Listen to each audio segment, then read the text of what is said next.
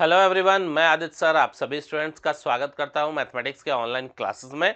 आज के सेशन में स्टूडेंट हम लोग बात करेंगे homogeneous linear partial differential equation with constant coefficient के बारे में। ओके, यह जो टॉपिक है वो आपके बीटेक एग्जामिनेशन के लिए बहुत ही इंपॉर्टेंट है, क्योंकि यहाँ से आपके बीटेक एग्जामिनेशन में लॉन्ग क्वेश्चंस जो है डेफिनेटली पूछे जाते हैं। ओके स्टूडेंट, तो चलिए सबसे पहले देखते हैं कि homogeneous linear partial differential equation with constant coefficient का जनरल फॉर्म क्या होता है, और फिर हम लोग देखेंगे कि homogeneous linear partial differential equation of second order with constant coefficient का हम लोग पहचान कैसे कर सकते हैं, और फिर उसके सॉल्यूशन के बारे में हम लोग बात करेंगे। ओके, तो देखिए homogeneous linear partial differential equation with constant coefficient का जो जनरल फॉर्म है कुछ इस तरह से मेंशन किया जाता है, जहां की ये क्या है, ये है ए नॉट, ये क्या है, ये है a1 और ये है a2।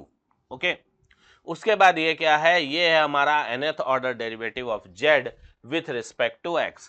ये क्या है, nth order derivative of z with respect to y and with respect to x raise to power n-1। ये क्या है, nth order derivative of z with respect to y square and x raise to power n-1, और ये इसी तरह से चलता जाएगा अप टू an क्या है, an भी एक कांस्टेंट है, एंड ये क्या है, ये है nth order derivative of z with respect to y। Okay, and equal to f of x comma y। तो ये होता है एक स्टैंडर्ड फॉर्म या एक general form of homogeneous partial differential equation with constant coefficient. अब देखिए स्टूडेंट, होमोजीनियस का मतलब क्या होता है? होमोजीनियस का मतलब होता है कि जितना भी पार्शियल डेरिवेटिव यहाँ पर मौजूद है सभी का पावर अगर सेम रहेगा तो उसको हम होमोजीनियस कहते हैं। ओके, तो होमोजीनियस का मतलब क्या हुआ? होमोजीनियस का मतलब हुआ कि जितना भी ये जो पार्शियल डेरिवेटिव है सभी का पावर क्या होना चाहिए, सेम होना चाहिए, यानी कि ऊपर जो n है ये सभी सेम होना चाहिए, तब वो क्या कहलाएगा, होमोजीनियस कहलाएगा। नेक्स्ट आते हैं लीनियर। लीनियर का मतलब है कि सभी का जो ऑर्डर है, सॉरी जो डिग्री है, सभी का जो डिग्री है, जितना भी पार्शियल डेरिवेटिव है सभी का डिग्री 1 होना चाहिए। ओके, यानी कि इसका होल का पावर क्या होना चाहिए, 1 होना चाहिए, जो कि यहां पर हमको दिख रहा है कि सभी डेरिवेटिव का होल का पावर क्या है, 1 है, यानी कि डिग्री 1 है। और कहीं पर भी जो हमारा डिपेंडेंट वेरिएबल है, वो कहीं पर भी मल्टीप्लिकेशन के फॉर्म में नहीं होना चाहिए। ओके, ये हो गया लीनियर का मतलब। कांस्टेंट कोफिशिएंट कहने का मतलब है कि जितना भी पार्शियल डेरिवेटिव है उसके साथ जो कोफिशिएंट है वो क्या होना चाहिए, कांस्टेंट होना चाहिए, यानी कि a0 a1 a2 और अप टू an जो है वो हमारे पास क्या होना चाहिए, कांस्टेंट होना चाहिए। तो एक homogeneous linear partial differential equation with constant coefficient का क्या पहचान होगा? तो पहला पहचान होगा कि सभी का जो ऑर्डर है वह सेम होना चाहिए। अगर सेकंड ऑर्डर में है तो सभी सेकंड ऑर्डर में होना चाहिए, अगर थर्ड ऑर्डर में है तो सभी पार्शियल डेरिवेटिव का ऑर्डर क्या होना चाहिए, सेम होना चाहिए, पहला condition.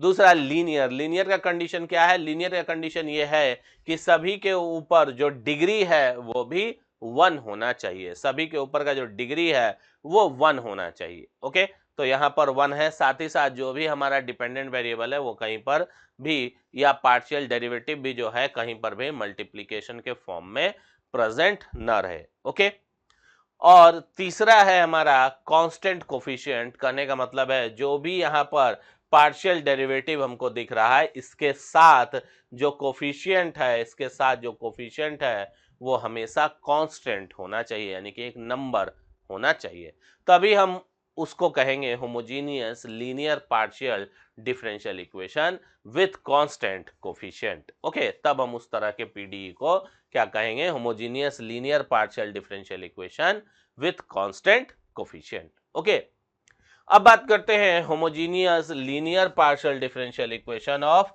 Second order with constant coefficient. Second order कहने का मतलब है कि यहां पर जो n का वैल्यू है n इज इक्वल टू 2 होना चाहिए। ठीक है, n इज इक्वल टू 2 होना चाहिए। अब देखिए स्टूडेंट, बीटेक में सिलेबस में बहुत सारे यूनिवर्सिटीज के सिलेबस में मेंशन करता है कि homogeneous linear partial differential equation of second order with constant coefficient पढ़ने के लिए, लेकिन आपसे थर्ड ऑर्डर में भी इक्वेशन दिया हुआ रहता है।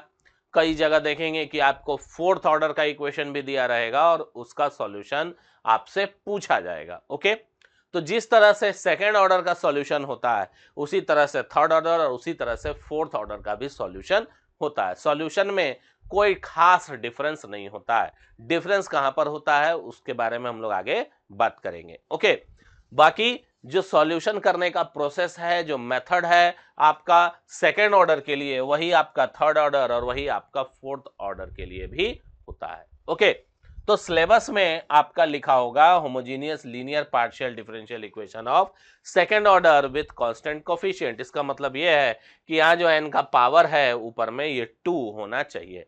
लेकिन हम लोग देखेंगे कि जो क्वेश्चन हम लोग से पूछा जाएगा उसमें हो सकता है ऑर्डर का थर्ड हो या हो सकता है ऑर्डर फोर्थ हो। तो सॉल्यूशन जो है उसका करने का तरीका हमारा सभी ऑर्डर्स के लिए सेम ही होता है, चाहे वो nth ऑर्डर का ही क्यों ना हो। ओके, तो चलिए देखते हैं यहाँ पर एक हम पीडीई कंसिडर कर रहे हैं। एक पार्शियल डिफरेंशियल इक्वेशन हम यहाँ पर लिए हैं। देखिए क्या लिख रहा है, curl cube z upon curl x cube plus 2 into curl cube z upon curl x square into curl Y plus 2 into curl cube z upon curl x curl Y square minus curl cube z upon curl y cube is equal to F of x comma Y.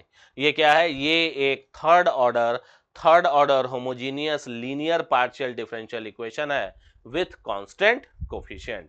अगर ये second order का होता तो यहाँ पर 2 होता, यहाँ 2 होता, यहाँ ये 2 नहीं होता, केवल curl x curl z y होता, यहाँ 2 होता, ये curl x curl y, sir ये वाला टर्म एग्जिस्ट नहीं करता है ना, ये टर्म का कोई जरूरत नहीं था, फिर सीधा ये टर्म आता curl square z upon curl Y square. Okay, तो इस तरह से अगर ये सेकंड ऑर्डर का होता तो यहाँ पर 2 आपको देखने को मिलता। ये क्या है, ये है हमारे पास थर्ड ऑर्डर। ठीक है, चलिए अब इसके सॉल्यूशन के बारे में हम लोग यहाँ पर बात करेंगे कि इसका सॉल्यूशन हम लोग कैसे लिखेंगे। तो सबसे पहले जो भी हमारे पास पीडीई मेंशन किया गया है इसको हम सिंबॉलिक फॉर्म में लिखेंगे। सिंबॉलिक फॉर्म में कहने का मतलब है कि इसको जो है हम सिंबल्स में बदलेंगे।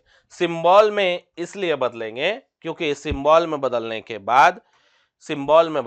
बाद हमको ऑक्सिलरी इक्वेशन बनाने में हेल्प मिलता है। ओके, और जब हम इसको सिंबल में बदलेंगे तो हम यहाँ पर ऑपरेटर का इस्तेमाल करेंगे जिसको कि हम डिफरेंशियल ऑपरेटर कहते हैं। ओके, तो जो सिंबल है वो क्या है, तो डी हम लिखेंगे कहां पर, कर्ल बाई कर्ल एक्स, यानी कि जहां जहां कर्ल बाई कर्ल एक्स है उसको डी से रिप्लेस कर देना है, और जहां भी कर्ल बाई कर्ल वाई है उसको डी डैश से हम रिप्लेस कर देंगे। ये जो डी और डी डैश है ये क्या है, ये है डिफरेंशियल ऑपरेटर।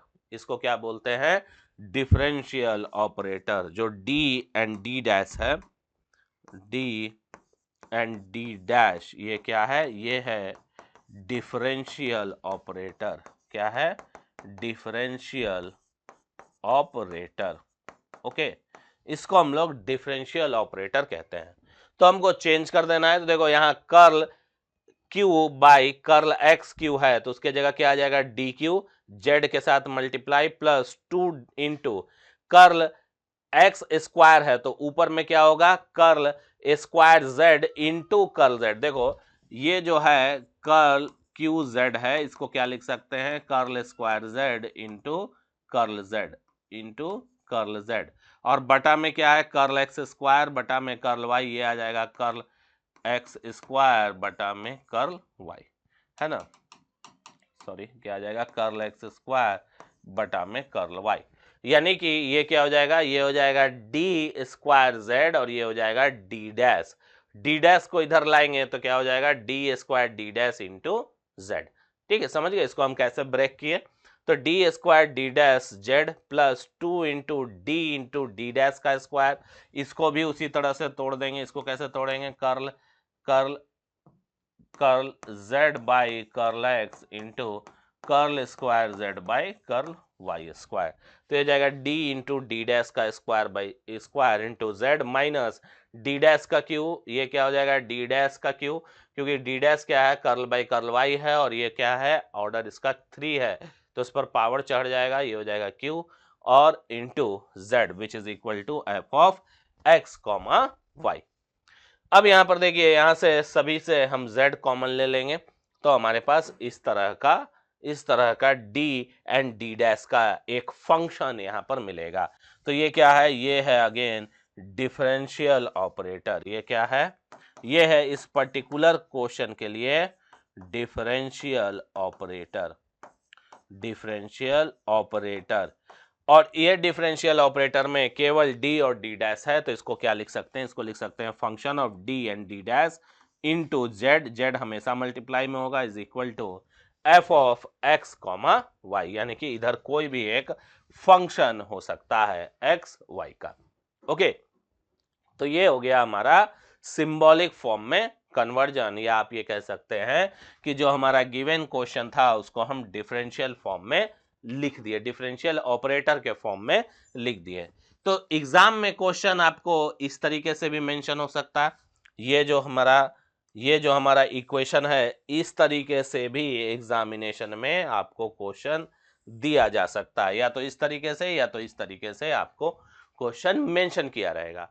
अगर ऊपर वाले फॉर्म में रहेगा, ओके, इस फॉर्म में अगर क्वेश्चन रहता है तो हमको सिंबॉलिक फॉर्म में यानी कि डिफरेंशियल ऑपरेटर के फॉर्म में बदलना होगा, तभी जाकर के हम उसका सॉल्यूशन अच्छे से निकाल पाएंगे। ओके, और अगर आपके पास डिफरेंशियल ऑपरेटर के फॉर्म में दिया हुआ रहेगा तो आपको कोई प्रॉब्लम नहीं है, हम फिर यहीं से सॉल्यूशन के लिए आगे प्रोसीड करेंगे। ओके, अब हम लोग इसके सॉल्यूशन को देखते हैं। तो जो भी हमारा सॉल्यूशन आएगा पीडीई का of second order, okay, homogeneous linear PDE of second order with constant coefficient का जो सॉल्यूशन है स्टूडेंट, वो हम लोग कैसे लिखते हैं, तो हम लोग लिखते हैं z is equal to complementary function plus particular integral, यानी कि CF प्लस PI के फॉर्म में।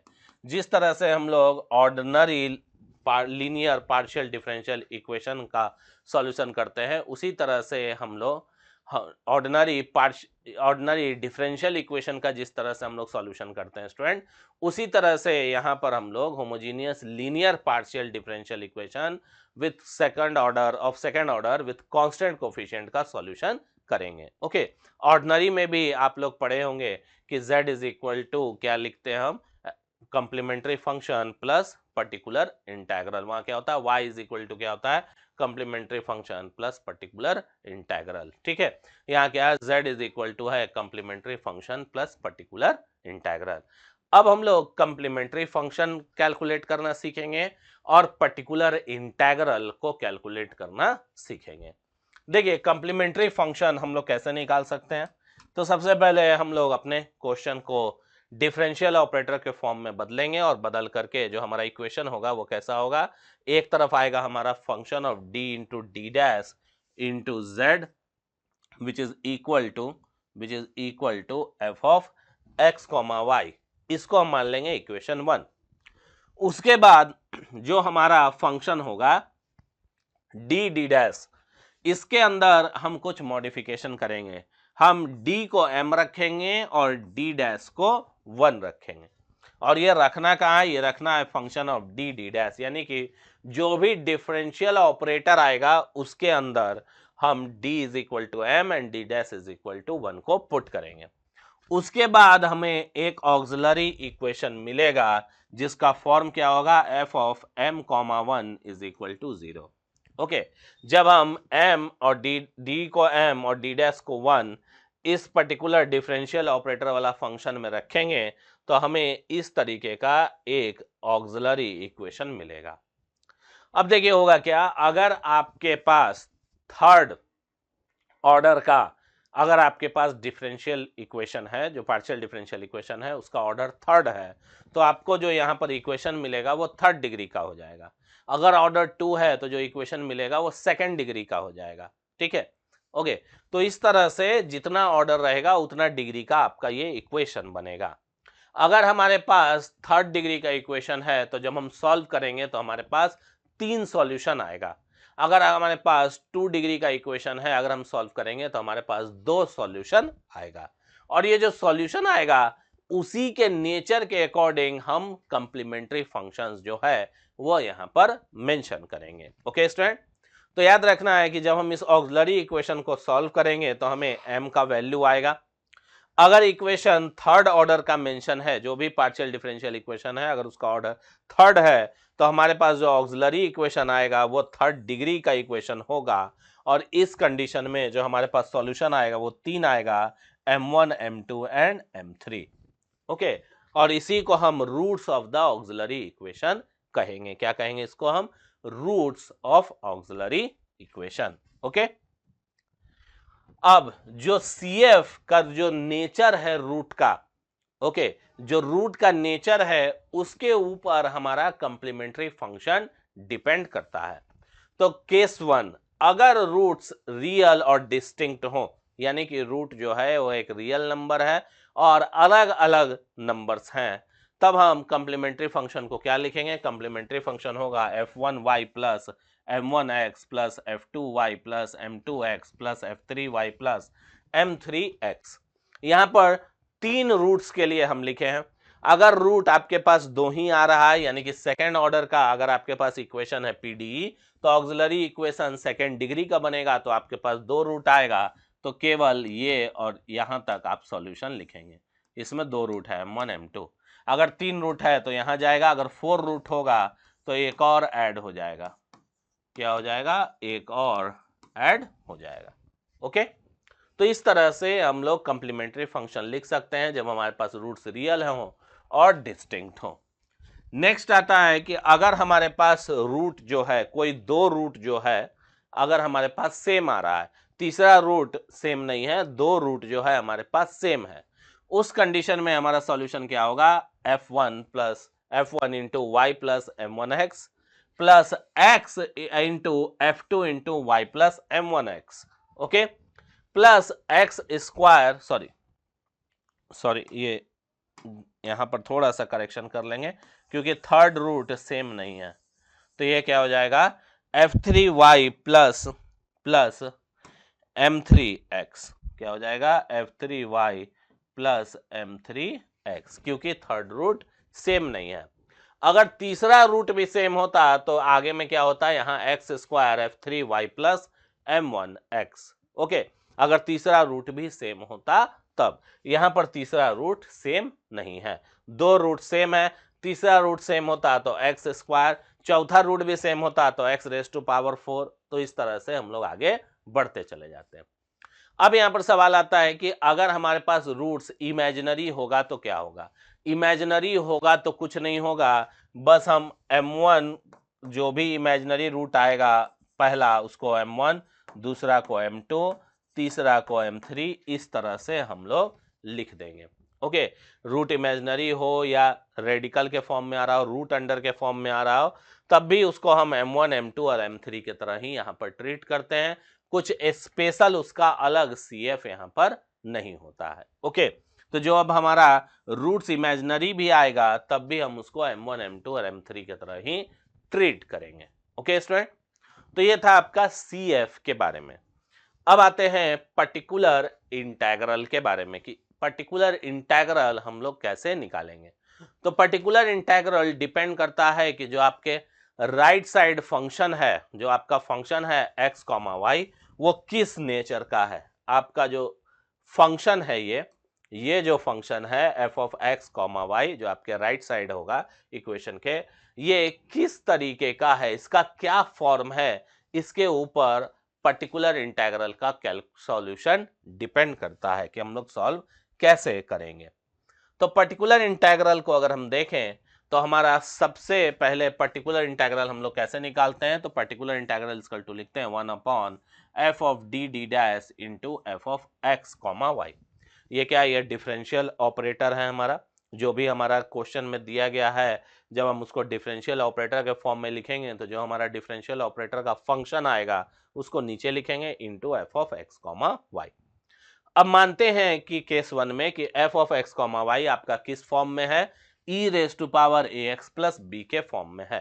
तो यहाँ क्या करना है, यहाँ करना ये है कि ये जो गिवन फंक्शन है इसमें d इज इक्वल टू ए के साथ रिप्लेस कर देना है। ये जो a है वो d के जगह आ जाएगा और d डैश के जगह ये b आ जाएगा। यानी कि जो x के साथ कोफिशिएंट है a वो d के जगह आ जाएगा और जो y के साथ कोफिशिएंट है b वो d डैश के साथ आ जाएगा। इसको हम इस फंक्शन में रखेंगे तो हमारा पी क्या बनेगा, हमारा पी ये बनेगा। और फिर इसको हम सॉल्व करेंगे तो यहाँ कोई ना कोई आपका नंबर आ जाएगा। ओके, लेकिन अगर d is equal to A और d dash is equal to B रखने पर f of a comma B zero नहीं होना चाहिए, इस बात का ध्यान रखेंगे। अगर जीरो हो जाएगा तब, यहां तो मेंशन किया गया है कि जीरो नहीं होना चाहिए, लेकिन जीरो हो जाएगा तब।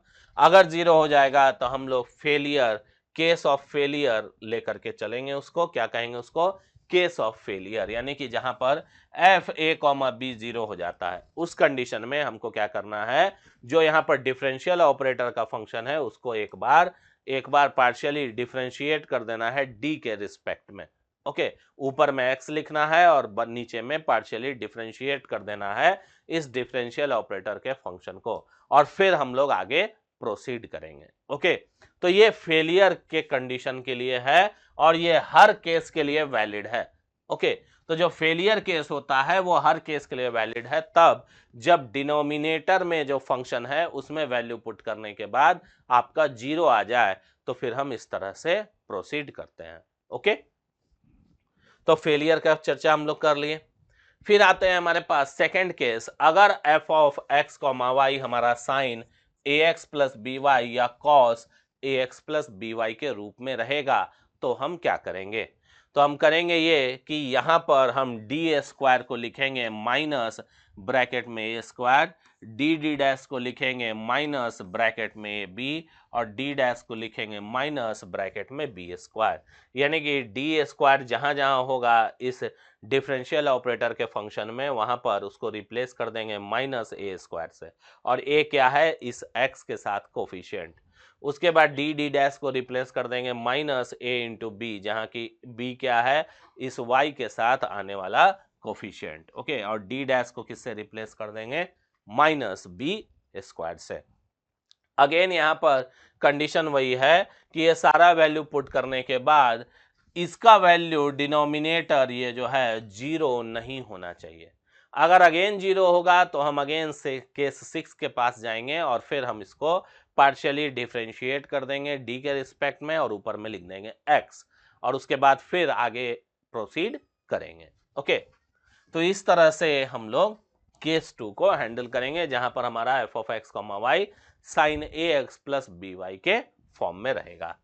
नेक्स्ट आते हैं केस 3, जहां पर हमारा function x raise to power m और y raise to power n के फॉर्म में अगर हो तो हम क्या करते हैं, हमारे पास जो डिफरेंशियल ऑपरेटर है उसको हम नीचे से ऊपर ले जाएंगे, रेस टू पावर -1 होगा, और फिर इस डिफरेंशियल ऑपरेटर का बाइनोमियल एक्सपेंशन हम लिखना शुरू करेंगे in the power of d raise to power d dash upon d। यानी कि इसका हम बाइनोमियल एक्सपेंशन करेंगे, और बाइनोमियल एक्सपेंशन करने के बाद एक्स m और y raise to power n के साथ वो मल्टीप्लाई होगा और हर एक को अलग अलग इंटीग्रेट करना हम शुरू करेंगे। ठीक है, सॉरी, डिफरेंशिएट करना हम शुरू करेंगे पार्शियली। ओके, तो इस तरह से हम लोग केस 3 के क्वेश्चन को सॉल्व करेंगे। नेक्स्ट है केस 4। केस 4 में कहता है कि अगर हमारा f of x comma Y E raise to power A X plus B Y into एक another function x comma Y के साथ हो, तब हमको क्या करना है, तो करना यह है E raise to power A X plus B Y को हम इधर ले आएंगे, यानी कि जो हमारा ऑपरेटर है उससे हम इसको बाहर निकालेंगे, और बाहर निकालते समय हम d के जगह रख देंगे d प्लस ए और d डैश के जगह रख देंगे d dash plus B. Okay, d के जगह क्या रखना है, d प्लस ए, और d डैश के जगह क्या रखना है, d डैश प्लस बी, जहाँ की a और b क्या है, a x का कोफिशिएंट है और b y का कोफिशिएंट है। तो इस तरह से हम लोग रिप्लेस करके पर्टिकुलर इंटीग्रल निकालने का प्रयास करेंगे।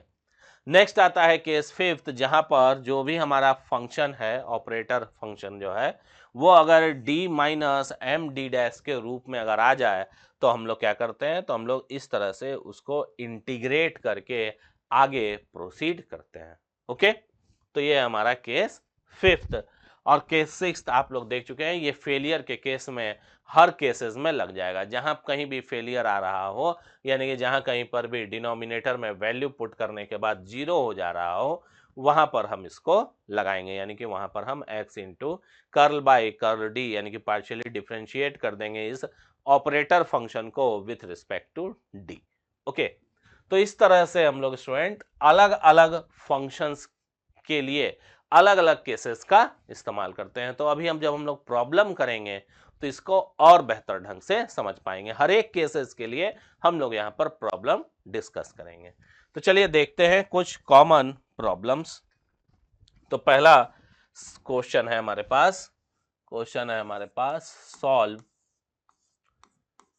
Solve curl square z upon curl x square minus 4 curl square z upon curl x curl Y plus 4 curl square z upon curl Y square which is equal to 0।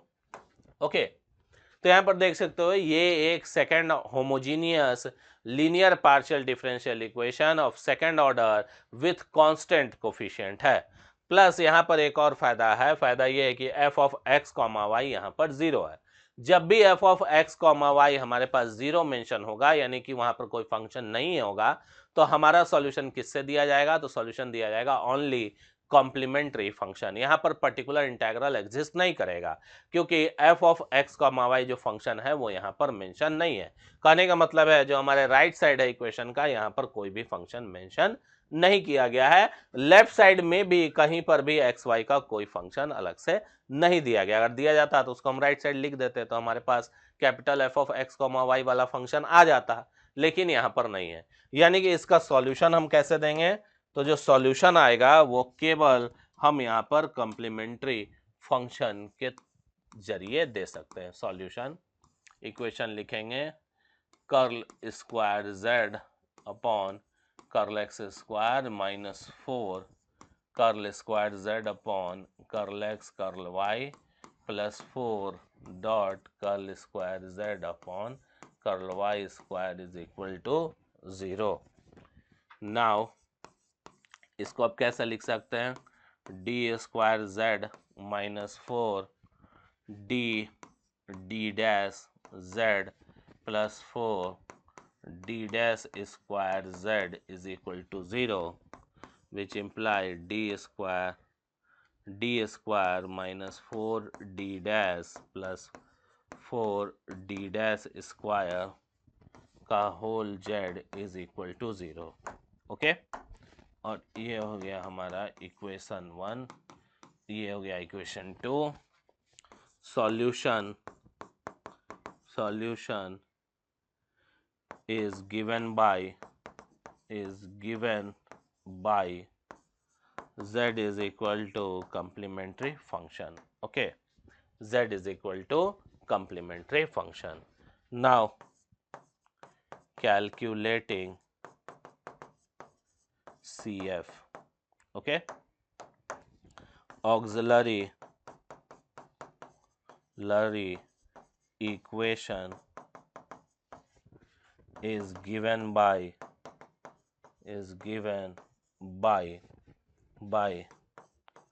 putting d is equal to m and d dash is equal to 1 in 2। हम क्या करेंगे? 2 में d is equal to m और d dash is equal to 1 put करेंगे। तो यहाँ d is equal to m रखेंगे तो m square minus 4m plus 4 आ जाएगा and which is equal to 0। ये हो गया हमारा auxiliary equation, m square minus 4m plus 4 is equal to 0। d dash के जगह 1 और d के जगह m हमको रखना है। नाउ हम इसको लिख सकते हैं m स्क्वायर माइनस 2m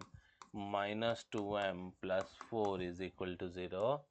तो m माइनस 2 यहाँ से m कॉमन हो जाएगा, माइनस 2 m माइनस 2 कॉमन हो जाएगा which is 0।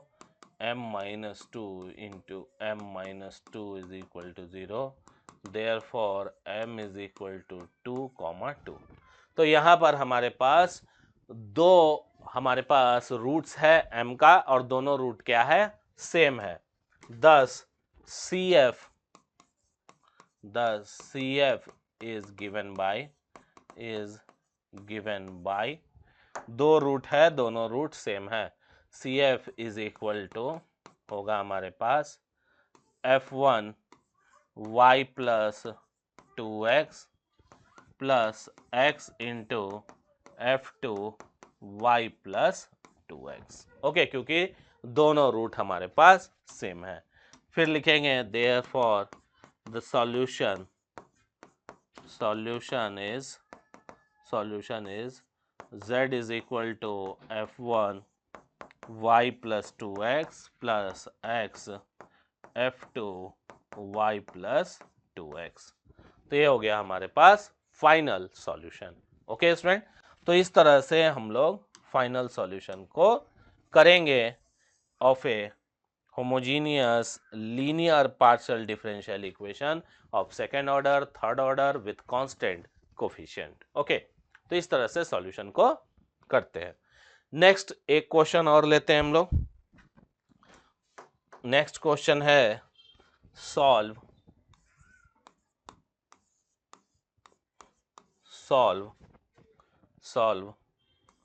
Curl raise to power 4 z by curl x raised to power 4 plus curl raised to power 4 z by curl y raise to power 4 is equal to 0।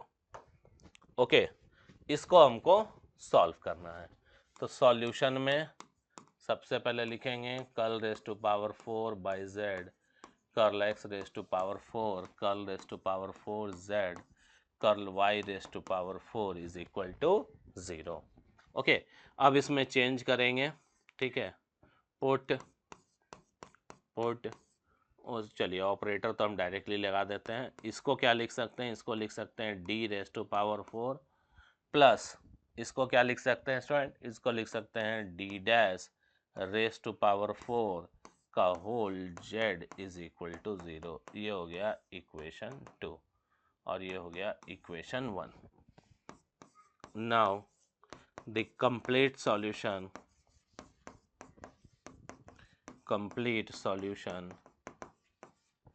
is given by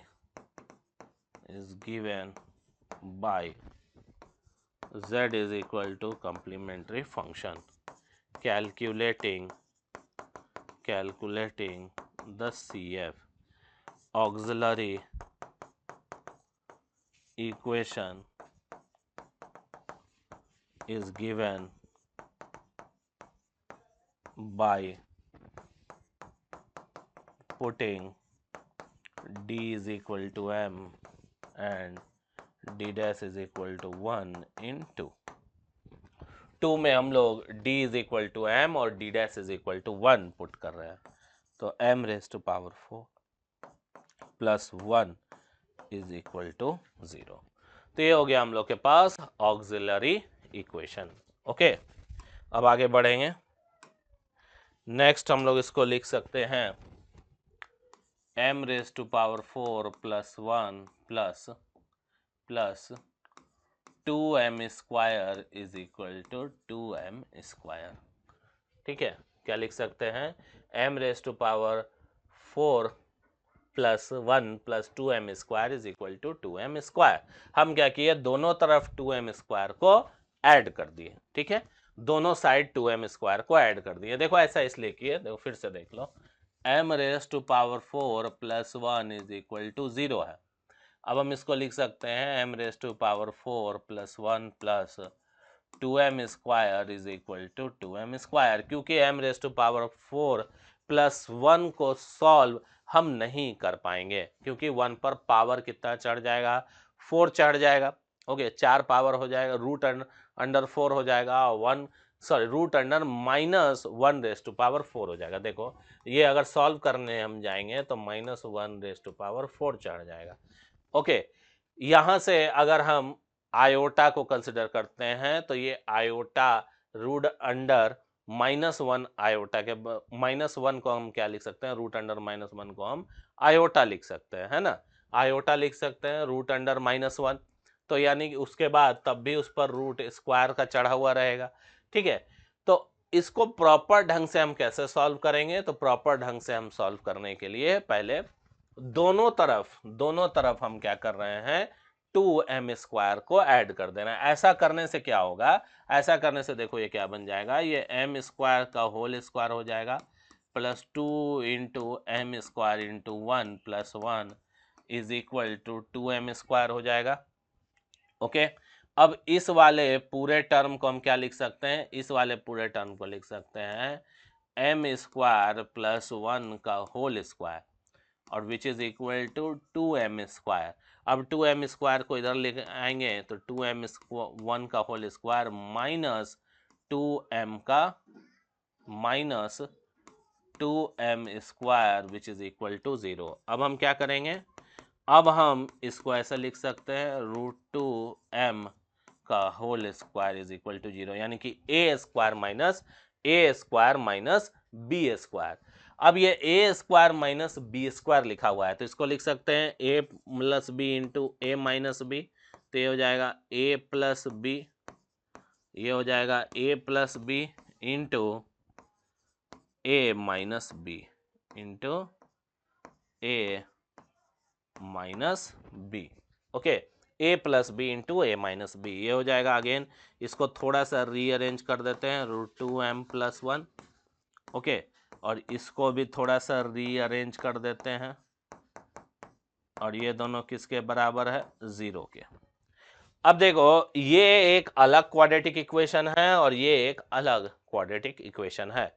दोनों quadratic equation का solution क्या होगा, तो यहां से solution होगा m is equal to minus B, तो minus B में क्या है, माइनस है √2 प्लस माइनस √अंडर b² √2 का स्क्वायर करेंगे तो 2 होगा माइनस 4ac, यानी कि 4 into 1 into 1 upon 2 into 1, 2a यानी कि इसका कोफिशिएंट। तो ये माइनस बी प्लस माइनस √अंडर b² माइनस 4ac, कॉमा यहाँ पर जो m है इसके लिए भी क्या हो जाएगा, यहाँ पर हो जाएगा √2, क्योंकि यहाँ माइनस √2 है तो माइनस b करेंगे तो √2 plus minus √2 minus 4 into 1 into 1 upon 2 into 1। Okay, इसको सॉल्व करेंगे तो ये आ जाएगा माइनस √2 प्लस माइनस, देखो 2 में से 4 गया तो -2 बचेगा √/2। यहाँ पर देखो m is equal to √2 plus minus, यहाँ भी 2 में से 4 गया तो -2 बचेगा /2। अब आगे चलते हैं। ओके, आगे बढ़ते हैं, यहीं पर इसलिए कर रहे हैं ताकि आपको कंफ्यूजन ना हो। अब आगे बढ़ते हैं, इसको और इसको दोनों को साथ साथ लेके चलेंगे। अब m इज इक्वल टू क्या हो जाएगा, यहाँ पर देखो ये जो माइनस रूट है, -√1 माइनस रूट अंडर, ठीक है, ये क्या है, ये है -√1, इसको 2 इंटू -√1 लिख सकते हैं, है ना। ये √2 है, इसको क्या लिख सकते हैं, इसको लिख सकते हैं √2 into iota, √2 into iota. Okay, तो ये है -√2 और ये हो जाएगा प्लस माइनस √2 आयोटा बटा में 2। उधर हो जाएगा m is equal to √2 plus minus √2 iota बटा में 2 हो गया। ओके, अब इसमें से √2 कॉमन ले लें ऊपर में तो क्या बचेगा, -1 प्लस माइनस आयोटा बटा में √2 कॉमन ले लिए और नीचे 2 था उससे काट दिए, √2 ऊपर में कॉमन ले लिया, नीचे 2 था उससे काट दिए तो क्या हो गया, नीचे √2 आ गया। यहाँ m इज इक्वल टू क्या हो जाएगा, 1 प्लस माइनस आयोटा बटा में √2। Therefore m is equal to पहला सॉल्यूशन -1 प्लस आयोटा बटा में √2 कॉमा दूसरा सॉल्यूशन -1 माइनस आयोटा बटा में √2 कॉमा तीसरा सॉल्यूशन 1 प्लस आयोटा बटा में √2 चौथा सॉल्यूशन 1 माइनस आयोटा बटा में √2। तो यहाँ पर देख सकते हैं कि हमारे पास 4 सॉल्यूशन आया, यानी कि 4 रूट्स हमारे पास आया। ओके, नाउ CF अब हम कैसे लिखेंगे? तो CF इज इक्वल टू लिखेंगे F1 y plus -1 plus iota बटा में √2 का होल x का whole plus F2 y plus -1 minus iota बटा में √2 का x का whole plus F3 into y plus 1 plus iota बटा में √2 का whole x plus F4 y plus 1 minus iota बटा में √2 का होल x। तो ये हो गया हमारा कम्प्लीमेंट्री फंक्शन और यही हमारा फाइनल सॉल्यूशन है। तो फाइनल सॉल्यूशन में केवल क्या लिखना है कि नाउ द कंप्लीट सॉल्यूशन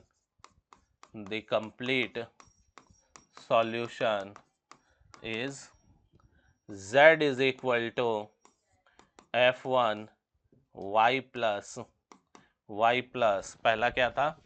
पहला था -1 प्लस आयोटा बटा में √2 -1 प्लस आयोटा बटा में √2 का होल x का whole plus F2 y plus -1 minus iota बटा में √2 का होल x का whole plus F3 y plus 1 minus iota बटा में √2 का होल x का whole plus F4 y plus 1 plus iota बटा में √2 का होल x का होल। तो ये हो गया हमारे पास फाइनल सॉल्यूशन। ओके, तो इस तरह से स्टूडेंट हम लोग कम्प्लीमेंट्री फंक्शन फाइंड आउट करते हैं। यहाँ पर जो भी हम क्वेश्चन अभी डिस्कस किए हैं उसमें केवल हमारा सॉल्यूशन कम्प्लीमेंट्री फंक्शन से ही दिया जाएगा, क्योंकि यहाँ पर जो capital f of x comma Y है प्रॉब्लम में एग्जिस्ट नहीं कर रहा है। जहाँ पर capital f of x comma Y exist करेगा, यानी कि जहाँ कहीं पर भी हमें x y में फंक्शन दिया हुआ रहेगा राइट हैंड साइड तरफ, तब जाकर के हम उस कंडीशन में कम्प्लीमेंट्री फंक्शन के साथ साथ पर्टिकुलर इंटीग्रल का भी कैलकुलेशन करेंगे। ओके स्टूडेंट, तो आज के सेशन के लिए इतना ही, बाकी हम नेक्स्ट सेशन में मिलेंगे। Thank you very much. Video को लाइक करें, ज़्यादा से ज़्यादा शेयर करें और ज़्यादा से ज़्यादा कमेंट करें ताकि ज़्यादा से ज़्यादा स्टूडेंट्स तक मेरा वीडियो पहुंच सके। Okay, thank you very much.